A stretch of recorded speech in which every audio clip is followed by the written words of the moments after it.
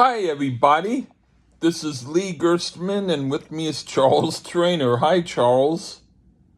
Hi, glad to be Hey. back on the Lee Gersman and him show. Yeah, That yeah. yeah. I by the way, for the folks at home, Lee Gersman show has an official email. He wasn't aware of it. I set it up behind his knowledge. All right. Anani said hello, All right. and has a request for us to down the road do the Beach Boys Christmas album. I don't know That would be anything cool. about that record, but if you wanted to do that, Oh, that's one that I would be eager to do. well, there you go. And as long as we can do the Chipmunks Christmas album as well, I'd be happy. That's my favorite Christmas album of all time. The Chipmunks song, Lee, come on. I would do it as a thank you for the Beach Boys album. Me, I want my hula hoop.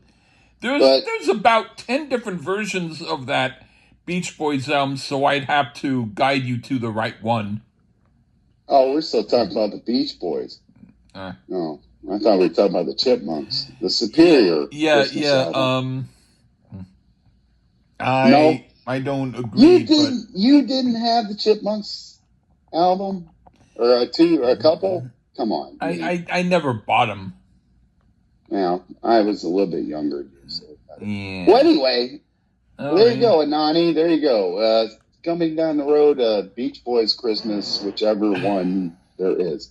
Okay. Yeah. So what are we doing today, Lee? We're doing an album by a guy named Billy Fury. Billy Fury. And his album is called The Sound of Fury.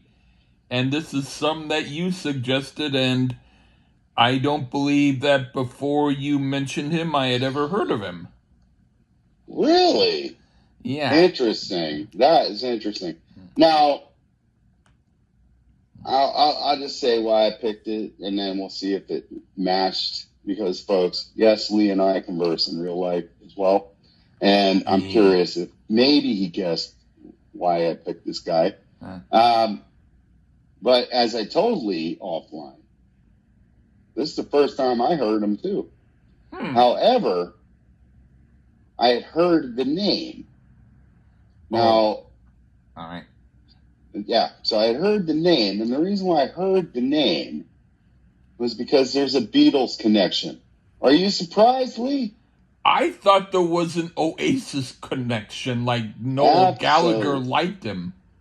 No, I mean, perhaps indirectly. That's what I thought. No. Okay. I didn't know for sure about the Beatles thing. I didn't think about that. But it's like the Kevin Bacon thing, 6 degrees of separation, Oasis, Beatles. I mean, all right. One band worships the Beatles and blah, blah, blah. Well, Mr. Billy Fury, for those that don't know who he is, because if you're from our side of the pond, even though technically I'm not there right now, but in spirit I am. His name is actually Ron Wycherley. And he hails from Liverpool, England, or hailed, he's passed on, from the same neighborhood Ringo Starr grew up, called the Dingle. And I found out about Billy Fury because of a documentary on the Beatles called The Complete Beatles. Have you ever seen that, Lee? I haven't seen that, but I had the songbook collection called The Complete Beatles. Okay, well... And I think it was the direct part of that. Well, in the Complete Beatles documentary, there was a little section of who inspired the Beatles, blah, blah, blah, blah. And there was a guy named Larry Parnes in England who went out of his way to manufacture pop stars. And he gave them all these really cool names. Like, have you ever heard of Kim Wilde, Lee? I think you have. Yes. Her dad is Marty Wilde. Yeah. He was part of the Larry Parnes group. Oh, okay. Of talent. So was a guy named Johnny Gentle. That I Vince might have Giger, heard of. because, well, I know why in a minute, but Billy Fury, and there was also Joe Brown, who happened to be on this album as well, and he was the only one that was like, I'm not changing my name for nobody. His guitar playing, I think, is phenomenal on this record. But anyway, Billy Fury agreed to change his name to Billy Fury from Ron Wycherley. I don't think Ron Wycherley would have inspired too many people. So the reason why there is a Beatles connection was the original Silver Beatles, which would have been John, George, Paul, George, John, Paul, George, John. I've said it too many times. Stu, Sutcliffe, and not even Pete Best at this point, just whoever they could get to play drums, auditioned for Larry Parnes to try to be the backing group for Billy Fury. Huh. And Larry Parnes said, it's cool, you can be his backing group if you sax Stu Sutcliffe. But John Lennon, because apparently there is one or two recordings out there, Stu Sutcliffe was about as good as I am on bass, unfortunately. And John Lennon said, no, we're not going to do that, get bent. But can I get your autograph, Billy, for the whole band? So he made sure he got autographs for the whole band from Billy Fury, and they went about his business. The point is that at the time, England was trying to mimic what America was doing. They saw a market here. Yeah. And an interesting part was, not that Wikipedia is definitive, because we know they're not. However, this seems to be the only true album Billy Fury ever made. That's what it says. I mean, after that, it was a series of singles. We also reviewed a guy named Cliff Richard in the Shadows. Oh, I don't know if you recall, but he was another guy that was manufactured by England to try to counter Elvis and whatever, trying to get with something. And then, unfortunately, they had to wait till the Beatles came out. And John Lennon eclipsed Billy Fury and Paul McCartney and everybody in that band.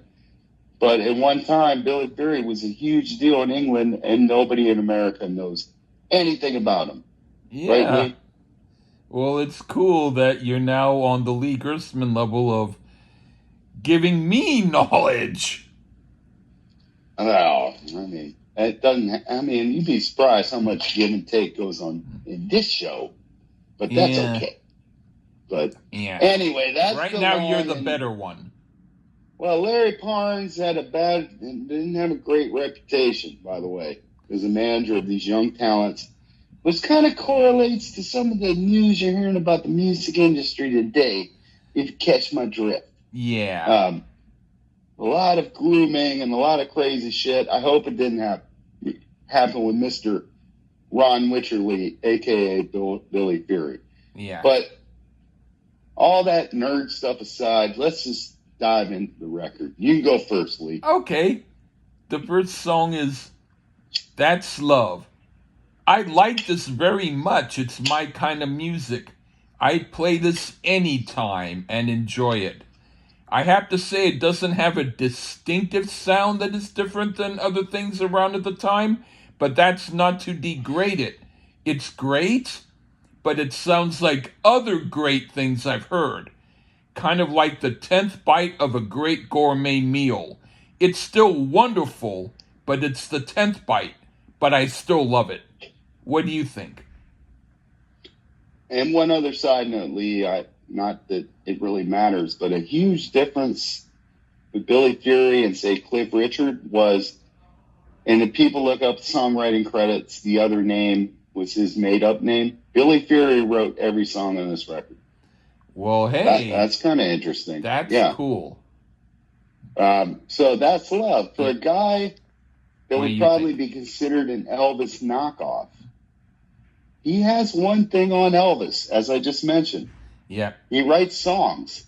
Yeah. And this is no exception here. Joe Brown, that guitar work is rather pleasant, and Fury's vocals guides this along rather nicely. Hell, he may even push Elvis a little bit as far as having a real cool vocal hiccup going on there. There's no doubt Fury knew the target audience, and he could see those Bobby Sockers rave over this. Just a pleasant little love song, nothing huge or groundbreaking, but it's cool to hear the British response to American rock and roll here. Right on. What do you think of My Advice?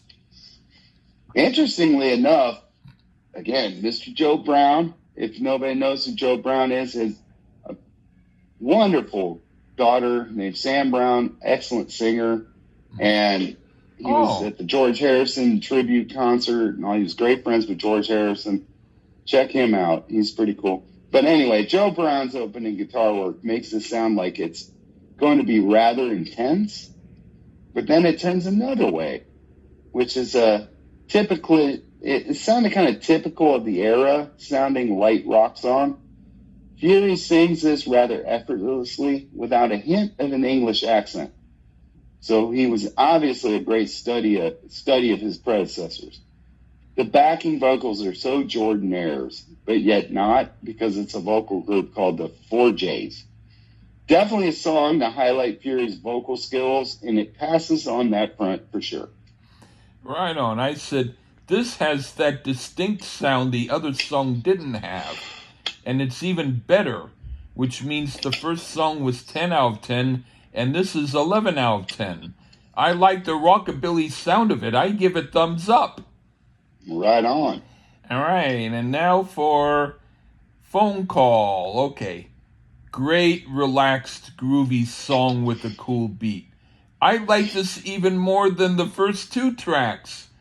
This is my type of thing. I won't say it sounds like Hank Williams Sr., but I'll say it's cool, like Hank Williams Sr.'s stuff is cool. This is Boss. What do you think? Another little tidbit for you here, Lee. This album features Andy White on drums, who would go on to play on Love Me Do and P.S. I Love You for the Beatles. Due to George Martin's reluctance to allow Ringo to drum because of Pete Best. Yeah, interesting little tidbit. This one's got a bit more of a swag to it, to include Fury telling Joe Brown to hit it. He nails a pretty nifty little guitar solo here. The piano is the driving force, with the guitar playing in support throughout the rest of the song, which is a nice utilization of the instruments here. It's another nifty little song. I like it. Right on. Okay, what do you think of You Don't Know? Our first ballad, sparse piano, double bass, light drums, and I swear Fury is so close to the mic you can hear him chewing gum. It seems he inspired Lennon a lot, as Lennon was also a gum chewer when he sang, which makes him Rebels. And I'm sorry, that's insider singer jargon here, Lee. I used to sing and tried to compete when I was singing, so you didn't chew gum, but that's rebellious. It features a spoken word section, again, without a hint of that famous Scouse accent. So Fury knew what he was doing. Definitely high school dance material for its day, and not a bad one at that. Is it fantastic? No, but it's a pleasant listen all the same. Okay, I won't say I dislike it, but I will say it's very basic, like a demo. It was fine, and I could enjoy it, but I felt it was more like a going through the motions type of song, which is fine. But so far, it's the weakest track of those on here I've heard so far. Okay, now for Turn My Back on You. The echoey sound and I can't quite understand what he's singing vocals don't hurt this song. It has a cool charm. I like this a lot. I could dance to it. Another winner. What do you think? Well, this one had a Buddy Holly feel to it.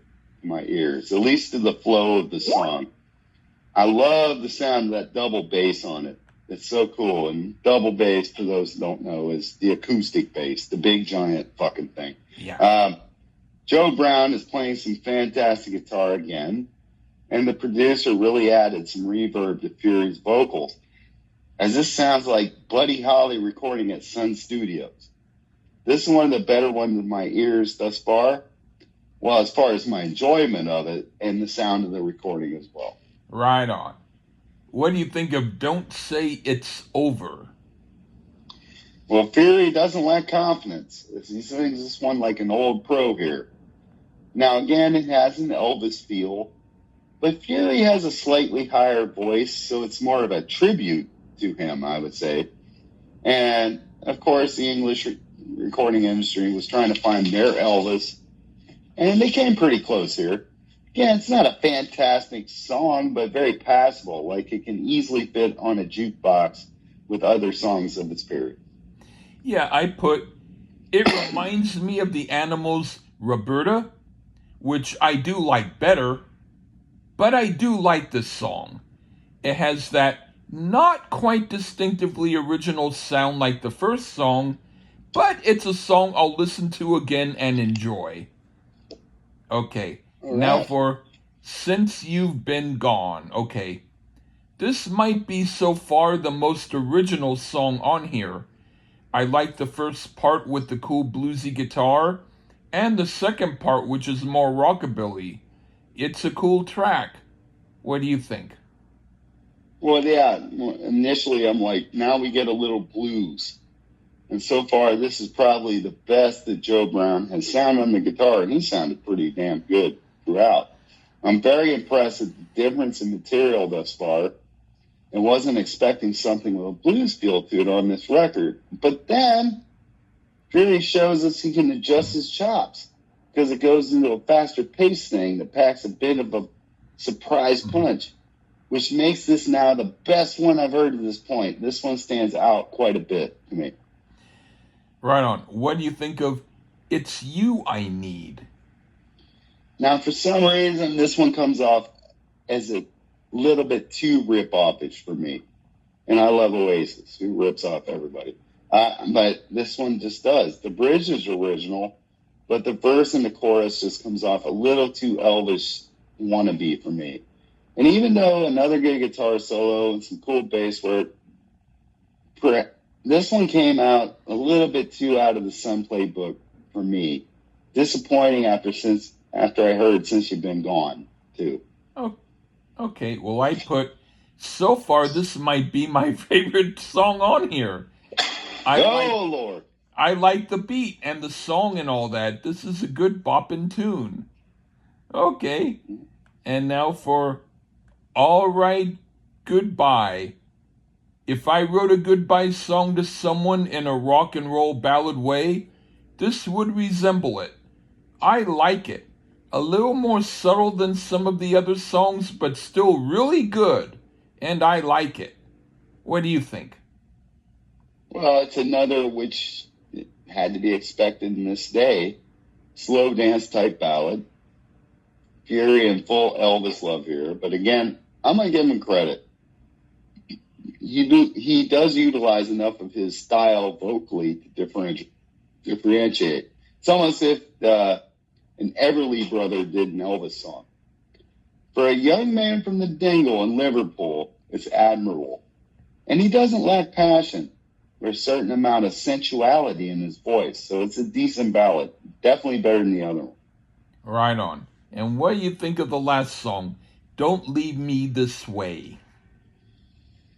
I will go into the last song and what I think about the album. For some reason, the backing vocalists just don't work for me here. And like Fury could have handled this on his own just fine. Andy White's drumming is pretty snazzy here. Matter of fact, musically it's fine.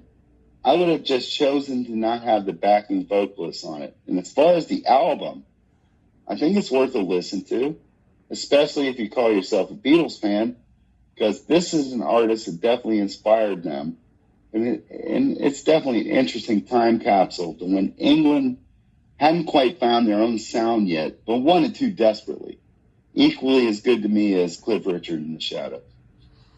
All right, well, I put perhaps the most country influenced song on here, and one of the better songs on an already great album. I really like it. It gets my approval. And I'll say that overall, I dig this kind of stuff. And I like when you send it to me. So there you go. Well, there you go. And got a little history lesson. No, didn't have anything to do with Oasis. And everything to do with John Winston Ono Lennon. And Yeah. I can hear a little influence on John for sure with what I heard on this album. Yeah. Unfortunately, everything else is just compilations of singles, and I don't want to listen to 2.5 hours about them because that's pretty much what they are. But Yeah. I mean, perhaps I listened to a Johnny Gentle song today. I finally found one, which is who the Beatles got the gig with. It was Johnny Gentle. And Paul McCartney said, a little disappointment in the name department there. But I wasn't so floored by it as Billy Fury. But I'll check out some Marty Wilde. Maybe down the road we can do a Marty Wilde. Okay. I don't know. Who knows? But maybe down the road we can do some Billy Thorpe too. But yeah. But that's some that whatever. But I mean, it's the album came out in 1960, so it was obviously a few years after Elvis and Perkins and all these guys. But I mean, just the fact that he wrote all the songs, gotta give him credit, because not many people were doing that back then. Right on. But I'm glad you enjoyed it, Lee, for real. Yeah, and thank you for sending it. And okay, No problem. everybody, this has been Lee Gersman and the guy. Yeah. Charles Traynor. Anyway, thank you again, Charles, and thank you everyone who's listening. Take care and bye-bye.